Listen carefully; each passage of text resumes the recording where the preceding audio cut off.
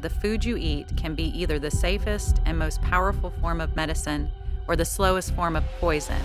We have over 85,000 chemicals that have been created over the past 100 years. And I think a lot of people think that if a pesticide is sprayed on their food, they can just wash it off.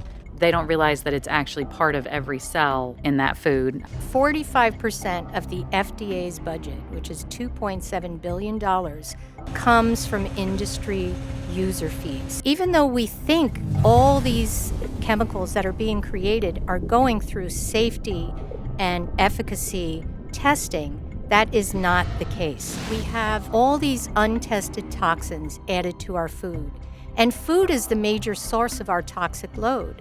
We have an increase in processed food and a decrease in nutritional value. We have all these GMOs, these frankenfoods with glyphosate. Additionally, we now have a very aggressive vaccine schedule.